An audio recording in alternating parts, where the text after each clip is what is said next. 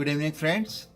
Today I'm going to bring you another famous story about two brothers, Cain and Abel. That is in Genesis chapter 4. It's a famous story, everybody knows about it. I'm not going to read or tell you the whole story, but a couple of things I wanted to point out.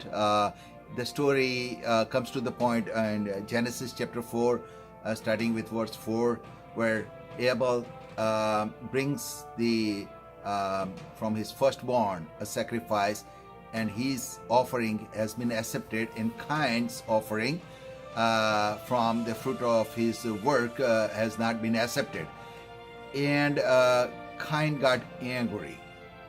Now we know that why Cain got angry, but if you look at the 1 Samuel chapter 15, the story is about when God rejected Saul as the king of over Israel.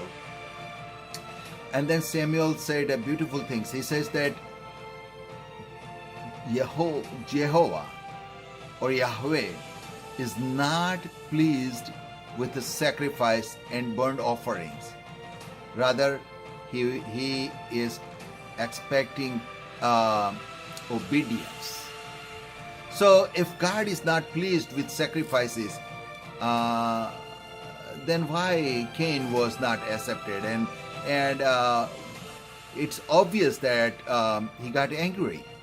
Now, Hebrew 11:4 also says that Abel offered a better offering than Cain by faith. And we knew that since Cain was not accepted, he got upset. And in verses, God comes to Cain and says that, why you are angry? Now, God is not asking Cain because God does not know why he is angry. Of course, he knows that because he himself has rejected his offering. But God says that why you are angry and why your face is down.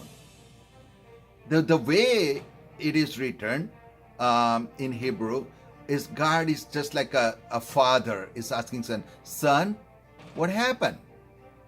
What happened? Why you are angry? Tell me, what we can fix it. Why you are angry? Why your face is so down?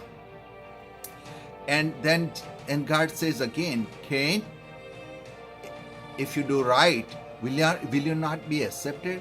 That means God is prompting Cain, just like we prompt our son and daughter sometimes, that son or daughter, if you do this, will I not grant you whatever you are asking? It is in that conversation God is saying, Cain, you are angry, but if you do right, will I not accept you also? That means God is telling him that the offering you brought to me is not right, but let us fix it. You bring me the right, and I will accept it. Now, furthermore, God says that, look, the sin is by your door. Now, the word sin is a beautiful word in Hebrew. It's called katawao. The katawao word can be translated as a sin offering also.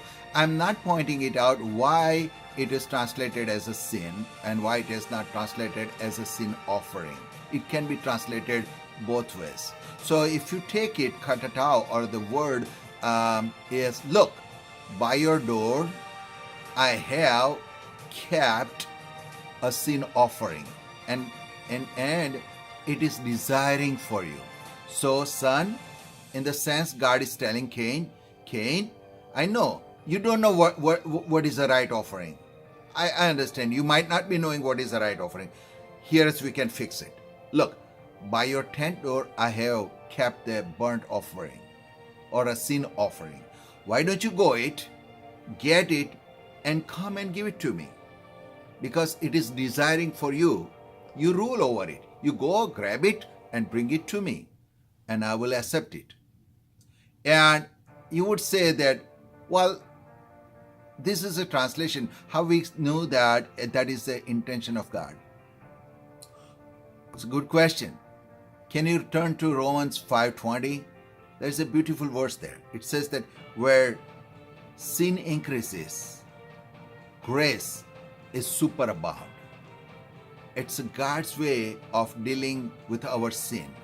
Do you remember that for in Old Testament times, for every sin, every year we have to keep sacrificing animals.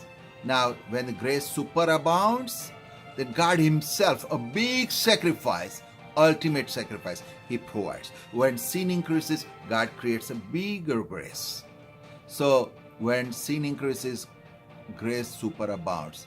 That means God says that, all right, your offering is incorrect, it is not right. Look, by the door of your tent, I have kept a sin offering, and it desires that you bring it to me. Why don't you go and bring it to me?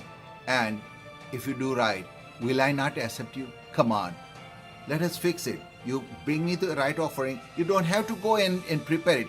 I have prepared and kept it by your door, the sin offering. Just bring it to me. That is the sense of this conversation is. But what happened? Cain left the place. He did not follow what a loving father, a loving God was telling him. And he brought curse upon himself. Friends, God is chasing you and me day after day to turn around and accept His forgiveness, His goodness, His great offering to us. Only thing is, God says, look, it is already here. Take it and come to me and I'll accept you. Jesus Christ has died for you and me. Just take this offering and come to me and I'll accept you. I'll accept you as my son and daughter in my family. I hope we don't turn around this offering that God is giving us. The story is a very beautiful story with a tragic ending for Cain. We have a chance to make it right. Turn around, accept the gift, and become a part of God's family. God bless you and thank you.